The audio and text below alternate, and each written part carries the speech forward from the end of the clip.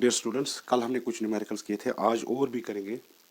तो ये न्यूमेरिकल 6.8 है, ये डायग्राम मैंने बनाया, इसको समझाऊंगा। तो क्वेश्चन आपको वहाँ पर दिखाई दे रहा होगा, यू विल सी इट।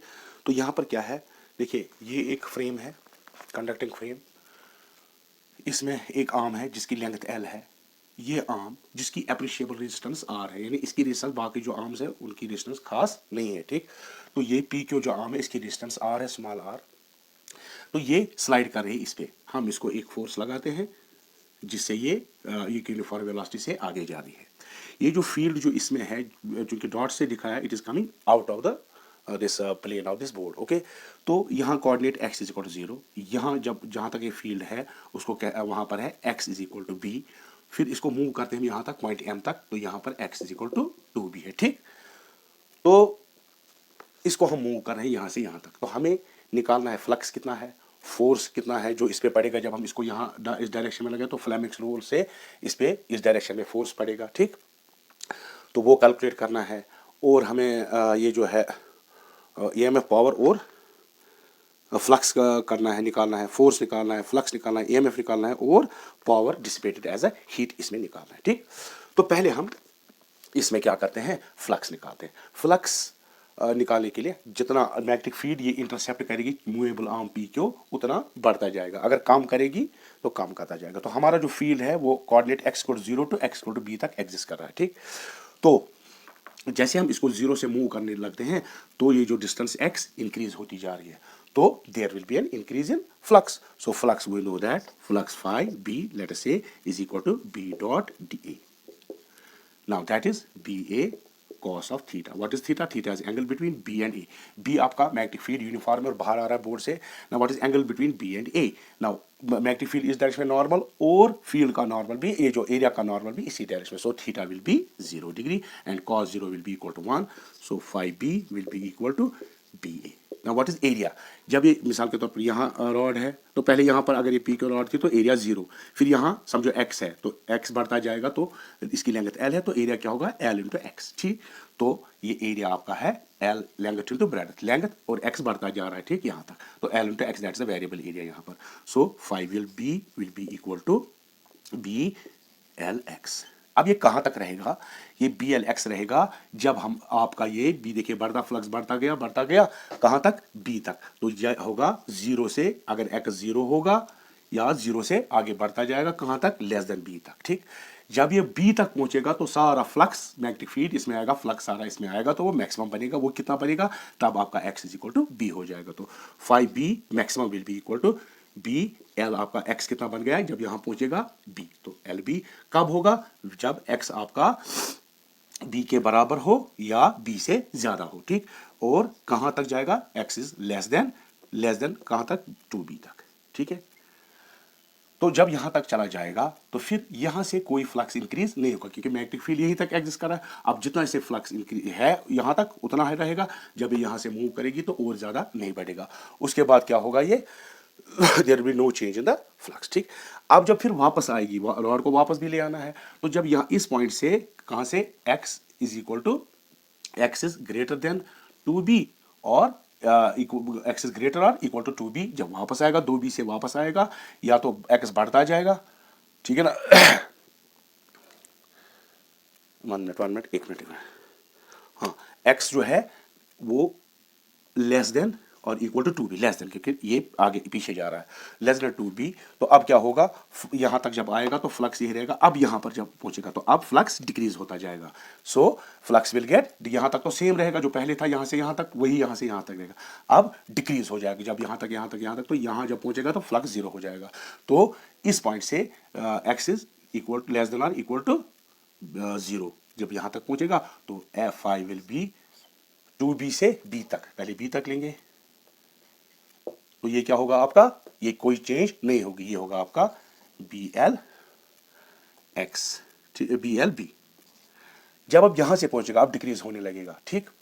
लेकिन अब चूंकि इस डायरेक्शन में आ रहा तो माइनस होगा।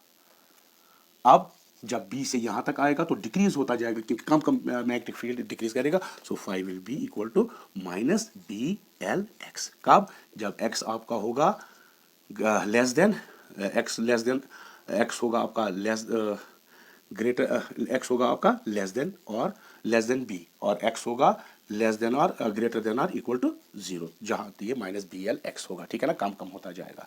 तो अब अगर हम ग्राफ डालेंगे तो ग्राफ के लिए हमें कितने पॉइंट्स है, के एल एम, फिर से एम से वापस एल, एल से वापस के। तो जब हम ग्राफ डालेंगे ऐसे तो इसको 4 इक्वल स्पेसिंग करेंगे हम,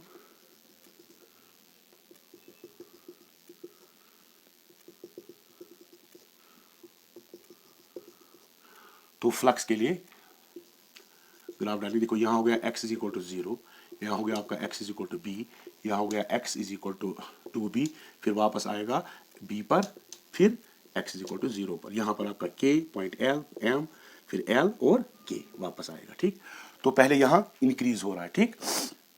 तो जब इंक्रीज होगा तो increase increase increase increase increase करके तो जब यहाँ तक पहुंचेगी तो मैक्सिमम हो जाएगा, ठीक, टू बी तक। फिर बी से बी के यहाँ तक और यहाँ से यहाँ तक चेंज नहीं आएगी, जब वापस आएगी तो कांस्टेंट रहेगा।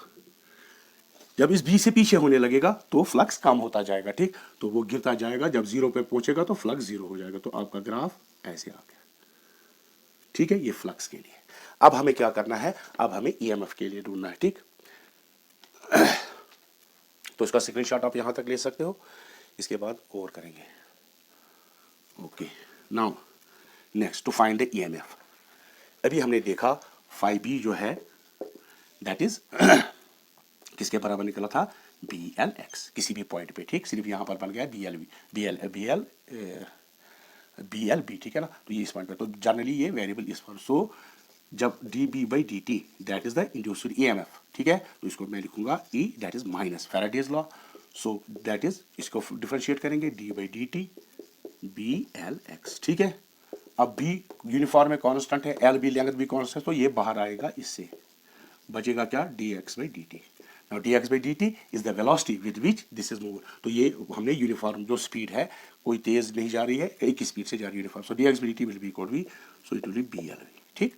लेकिन क्या होगा, माइनस यहाँ पर साइन है तो ये माइनस आएगा, तो माइनस आएगा, ठीक है। तो ये कहाँ तक आएगा, जब आपका ये बी एल वी किसी भी पॉइंट पे यही होगा, क्यों, बी भी कांस्टेंट है, एल भी कांस्टेंट है और वी भी constant, so EMF induced will be constant. क्यों, ये जो लूप का ऐसा ही जो शेप है, और दूसरा जो वेलोसिटी यूनिफॉर्म वेलोसिटी से हम इसको मूव कर रहे हैं, तो इसका मतलब ये है कि ये जो इंड्यूस्ड ईएमएफ कांस्टेंट रहेगा। तो ये कहाँ तक, यहाँ तक। इसके बाद जब यहाँ पहुंचेगा, यहाँ पर इस पॉइंट से इस पॉइंट तक जब यहाँ जाएंगे तो कोई फ्लक्स चेंज नहीं होगा, तो जब फ्लक्स चेंज नहीं होगा तो ये इंड्यूस्ड ईएमएफ भी नहीं होगा। जब वापस भी जाएंगे बी तक पहुंचेंगे, कोई चेंज फ्लक्स में नहीं होगा, तब भी कोई इंड्यूस्ड ईएमएफ नहीं होगा, तो 0 होगा। फिर जब इस पॉइंट से यहाँ जाएंगे तो फ्लक्स डिक्रीज होता जाएगा, इसका मतलब है इंड्यूस्ड ईएमएफ अब क्या होगा, अब डिक्रीज हो रहा है, तो it will be again B L V, जब तक ना यहां तक पहुंचेगा, but it will be in positive direction, क्योंकि आप यहां से वापस आ रहे हैं, तो यहां ये माइनस है तो उस वक्त ये प्लस आएगा, ठीक है ना। तो यहां से जब यहां जाएंगे, तो अब ग्राफ अगर डालेंगे तो ईएमएफ के लिए,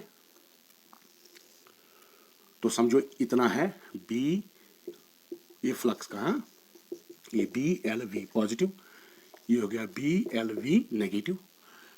तो पहले क्या है हमारा, पहले आता जब यहां से जा रहे तो नेगेटिव बी एल वी, और कांस्टेंट है समझो इतना है, तो ये आ गया आपका बी एल वी, ठीक है। इसको थोड़ा, तो ये जो एरिया है ये आ गया आपका बी एल वी नेगेटिव। अब फिर यहाँ पर कोई फ्लक्स, क्योंकि फ्लक्स चेंज नहीं हो रहा है, कहाँ तक, पॉइंट एल तक, ये यहाँ पर 0 रहेगा, ठीक, तो ये 0 रहेगा।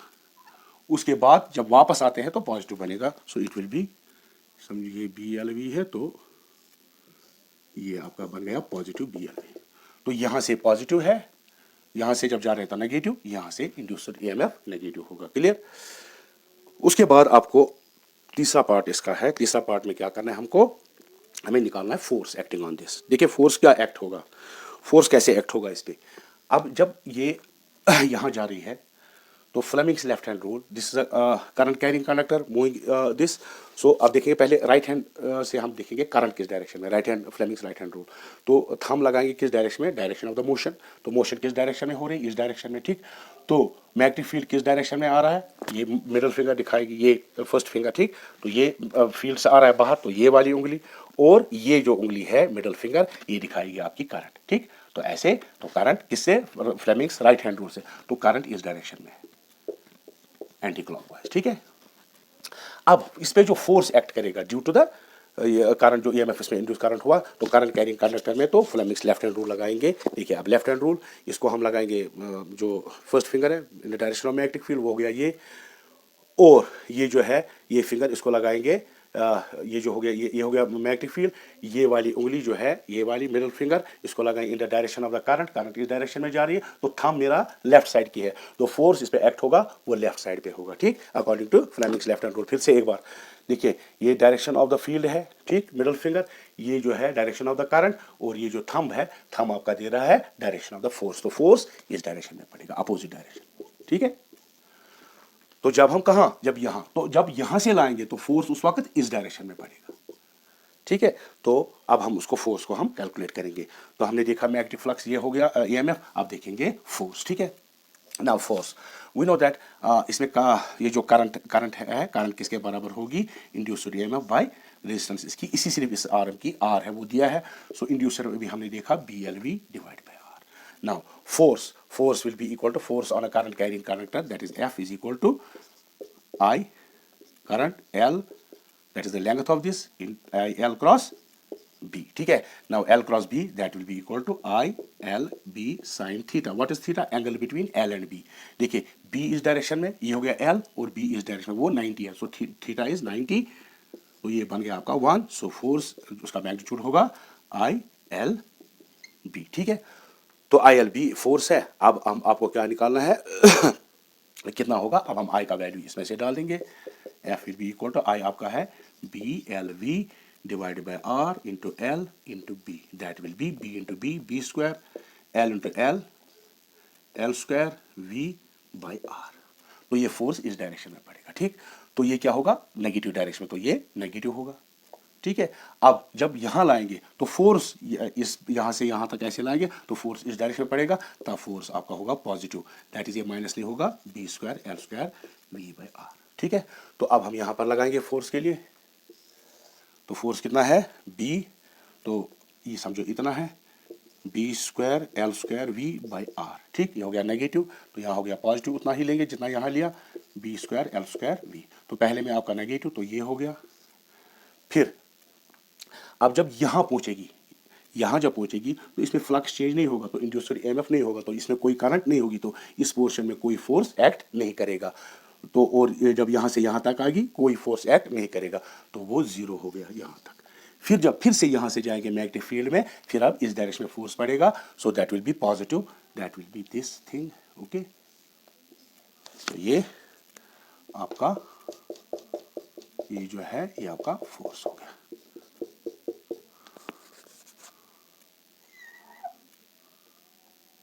ये हो गया आपका फोर्स, ठीक है। फोर्स के बाद अब नेक्स्ट है आपका देखना है पावर डिसिपेटेड। जब इंड्यूस्ड करंट इसमें चलेगी, चूंकि इसकी रेजिस्टेंस है, there will be a joules heat loss I square R, so power loss निकालना है हमें, ठीक। तो ये आप स्क्रीनशॉट ले सकते हो इतने का। अब पावर लॉस, ठीक है ना, पावर लॉस क्या होता है, power loss P is equal to I square R, ठीक है ना। I अभी हमने देखा था क्या हुआ, I कितना था, BLV by R whole square into R, so हो गया P इज इक्वल टू, ये हीट की सूरत में लॉस हो जाएगा, B square L square V square divide by R square, R this will cancel, so it will be B square L square V square by R। अब देखिए यहाँ इस पॉइंट पे, चाहे इस कंडक्टर में ऐसे करंट बहे या ऐसे करंट बहे, हीट लॉस में कोई वो डायरेक्शन की कोई प्रॉब्लम नहीं है, तो हीट लॉस होगी, ये जो पावर लॉस होगा इन टर्म्स ऑफ हीट, क्योंकि जो रेजिस्टेंस का वैल्यू हमेशा पॉजिटिव होता है। देखिए ये सारा B स्क्वायर भी पॉजिटिव है, L स्क्वायर भी पॉजिटिव है, V स्क्वायर भी पॉजिटिव है और R भी पॉजिटिव है। उसका मतलब है जो पावर लॉस होगा, हीट जो इसमें लॉस होगी, चाहे आप इस डायरेक्शन से आए या इस डायरेक्शन से आए, ठीक, तो वो पावर लॉस होगा किस किस पॉइंट पे, जब यहाँ से यहाँ तक, फिर जहां जाएंगे यहाँ से कुछ नहीं, यहाँ से कुछ नहीं, कोई फिर यहाँ से यहाँ तक जाए, फिर पावर लॉस होगा, लेकिन वो हमेशा पॉजिटिव होगा, क्योंकि रेजिस्टेंस का वैल्यू हमेशा पॉजिटिव होता है, और स्क्वायर तो आपको पता ही है पॉजिटिव होता है। तो जब हम ग्राफ डालेंगे यहाँ पर, तो ये समझो आपका ये हो गया आपका फोर्स ये हो गया आपका पावर लॉस, तो ये पॉजिटिव आएगा, ठीक है। तो ये पॉजिटिव आ गया, मिसाल के तौर पर इतना है पॉजिटिव, और यहाँ पर भी इस पॉइंट से इस पॉइंट तक भी पॉजिटिव ही होगा, ठीक है। तो सेम होगा, इसको थोड़ा, सो power loss will be same, okay. इसको थोड़ा नीचे इक्वल दिखाने के लिए, ये हो गया आपका पावर लॉस, वो क्या है, B square L square V square by, ठीक है। I hope that you would have understood it, okay. तो ये क्या है, two concentric circular coils, one of small radius r1 and other of large radius r2, such that r1 is much less than r2. This point is very important. r1 is much less than r2, इसको याद रखो, ठीक। are placed coaxially with centers coinciding. Obtain the mutual inductance of the arrangement. इस arrangement का आप mutual inductance निकालो। तो ये एक कॉइल है, यहाँ पर नंबर ऑफ टर्न्स की बात नहीं ली है, तो हम एक कंसिडर करेंगे। तो दूसरी कॉइल बड़ी है, बहुत बड़ी, इसकी रेडियस r1 है और इसकी रेडियस r2 है। दे आर कोसेंट्रिक, यानी इनका सेंटर एक ही जगह और कोएक्सियल एक्सिस भी इनकी सेम है, ठीक। इसमें करंट बस ये हमें निकालना है, mutual inductance of this with respect to this and this coil with respect to this coil. इसको हम कॉइल S2 कहेंगे, इसको हम कॉइल S1 कहेंगे, ठीक है। Now let us suppose that current I2 is flowing in this. Now, जब current flow करेगी, it will produce a magnetic field. It will be a type of a solenoid. So, magnetic field produced, let us say, it produces a magnetic field B2. ठीक है, ये magnetic field B2 वो इसमें होगा ना। चूंकि हमने माना है R1 is much less than R2, तो उसका मतलब है समझो ऑलमोस्ट ये इसके सेंटर ही है, ये छोटी सी है कॉइल सेंटर पे, तो हम मानेंगे इसको ये सेंटर पे ही है, ये पूरा सेंटर ही समझो, ये छोटी सी कॉइल है इसमें, ये इंपॉर्टेंट है, ठीक। अब फ्लक्स जो है, फ्लक्स अगर हमने करंट इसमें पास की तो मैग्नेटिक फील्ड प्रोड्यूस करेगा, तो फ्लक्स लिंक्ड यहाँ लिंक्ड हो जाएगी इसके साथ, तो म्यूचुअल इंडक्टेंस आएगी। So flux, we know that flux phi is equal to mutual inductance of coil 1 with respect to coil 2 into current flowing in the coil 2, that is I2, ठीक है। ये तो पता है, जितनी ज्यादा करंट उतना म्यूचुअल ये फ्लक्स होगा। Now this is flux linked with coil number 151। Also, phi 1 will be equal to B, कौन सा प्रोड्यूस कर रहा है, 2 वाला, B2 डॉट इसका एरिया, लेट अस, इसका एरिया क्या है, लेट अस से A, इसका एरिया A है, छोटा है, ठीक, area. Now that will B phi 1 will be equal to B2 A cos of theta. Now, since they are coaxial, concentric, therefore theta is equal to area, तो area vector भी इसी direction में और समझो फील्ड भी इसी direction में, बाहर समझो आएगा इसी डायरेक्शन में, फील्ड है इस डायरेक्शन में और एरिया वेक्टर भी इसी, क्योंकि कोएक्सियल है, theta is 0, so this will be equal to 1 equal to B2A, ठीक है। Now B2 that is the magnetic field produced at the centre of the coil, ठीक है ना, क्योंकि अब इसको हम मानते हैं सेंटर ही, तो वो यूनिफॉर्म में होगा। जैसे अगर आपकी ये कॉइल है, तो अगर इसमें करंट बह रही है तो मैग्नेटिक फील्ड ऐसे जनरेट होगा, ठीक है। तो जब सेंटर से जाएगा तो it will almost be uniform, तो इसमें जो फील्ड होगा वो यूनिफॉर्म होगा, ठीक है। So it will be linked with its area, so phi 1 will be equal to B2, that is the magnetic field at the centre of the coil, that is mu 0 by 2, इसकी radius क्या है R2, इसकी radius R2 into current flowing through it, इसमें current क्या है I2 into area इसका, इसके linked है, दैट इज इसका एरिया पाई R, क्योंकि ये सर्कुलर है तो पाई R1 स्क्वायर, ठीक है। So it will be equal to phi 1 will be equal to mu pi R1 square by 2R2 I2, ठीक। नाउ ये भी phi 1 है और ये भी phi 1 है, इन दोनों को अब इक्वेट करेंगे, so we will get M12 I2 and I2 will cancel, will be equal to mu 0 pi R1 square by 2R2, ठीक है। This will be the mu pi R1 square, ठीक है। तो ये हो गया। अब अगर इसमें करंट पास होगी तो इसमें म्यूचुअल इंडक्टेंस होगी, दैट इज M21, क्योंकि हमने रेसिप्रोसिटी थ्योरम पढ़ी है, reciprocity theorem of mutual inductance, that is M12 is equal to M21, so it will be again same, ठीक है ना।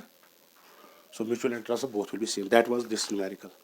इसके बाद है आपका नेक्स्ट वेरिएबल पर, असल में ये डेरिवेशन है, ये प्रॉब्लम नंबर 6.10, तो इसको आप स्क्रीनशॉट ले सकते हो।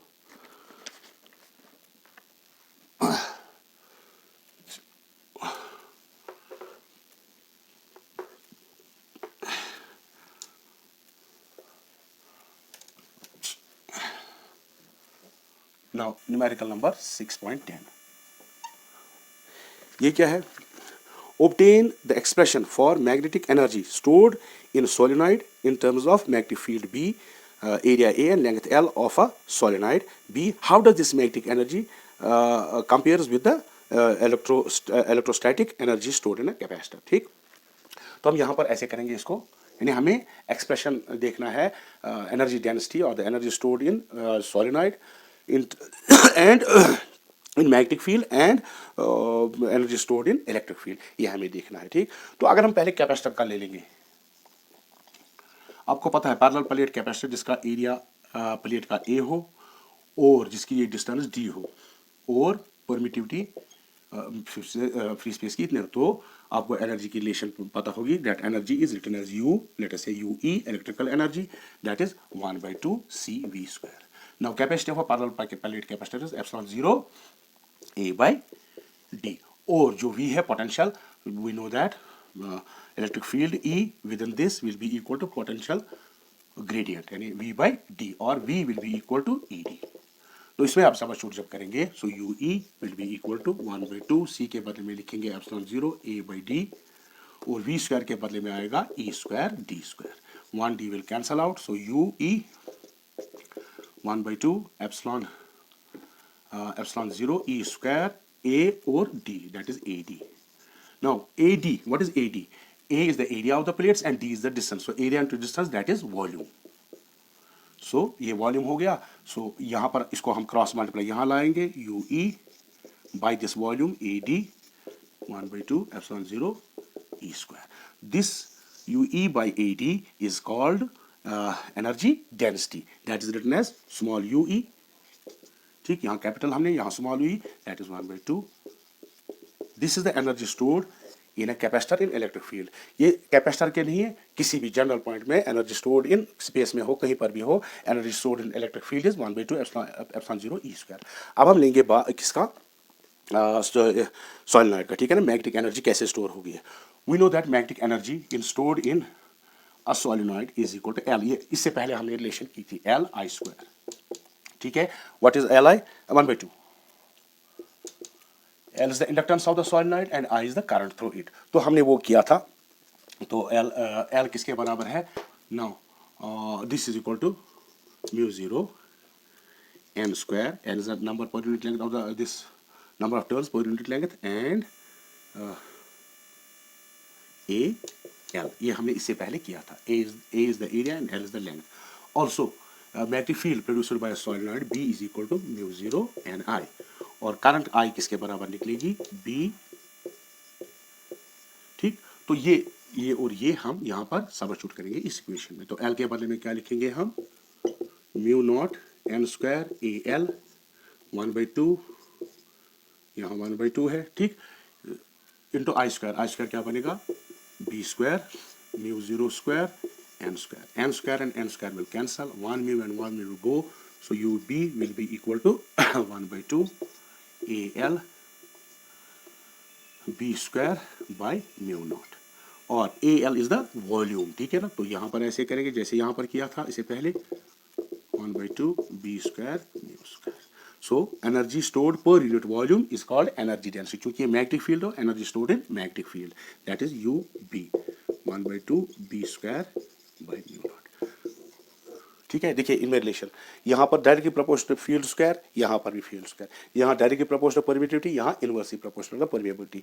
This is applicable not only to solenoid, और this is not only applicable to this capacitor, it is applicable to anywhere in the space, कोई भी हो वहाँ पर ये वैलिड है। ठीक है, ये कभी आता है डिराइव द एनर्जी डेंसिटी और energy stored in magnetic field of a solenoid और इन अ मैग्नेटिक फील्ड और इन इलेक्ट्रिक फील्ड, ये आता है, या कंपैरिजन भी में भी ये आ सकता है। ठीक है, ले लो स्क्रीनशॉट। नेक्स्ट करेंगे जो इसकी लास्ट न्यूमेरिकल है, ये 6.11, ये लास्ट न्यूमेरिकल है इसकी। तो ये AC जनरेटर में से है। Kamala pedals a stationary bicycle को पैडल करती है। Pedal of an bicycle are attach to a 100 turn coil.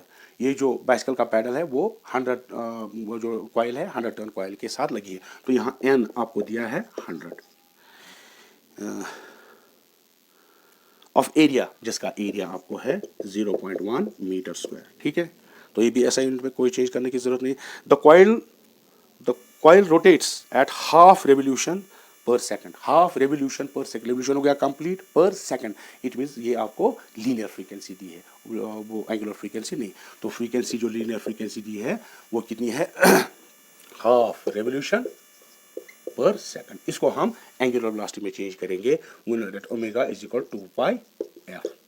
हाँ, तो ये सबस्टिट्यूट करेंगे यहाँ, तो omega will be equal to, F के बदले में लिखेंगे, ये हो गया आपका 2 पाई, एफ के बदले में 1/2, आप लिखेंगे रेडियन पर सेकंड, ठीक।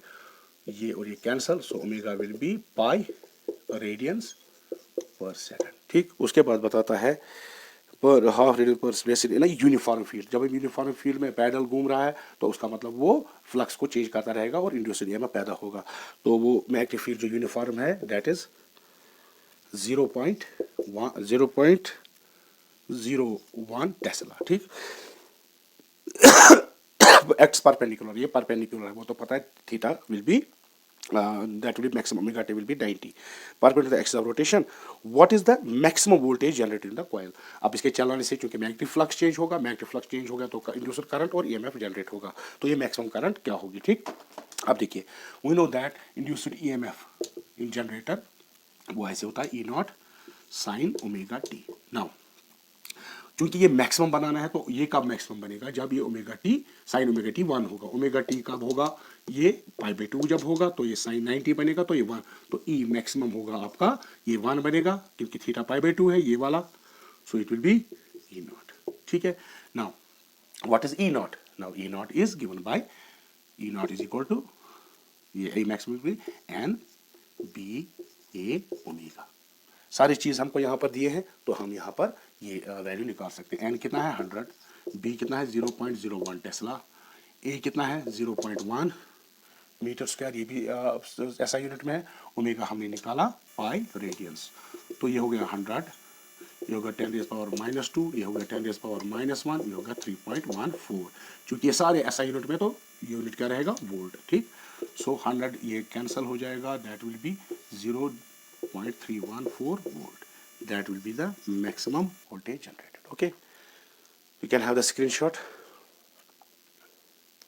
Okay, thank you.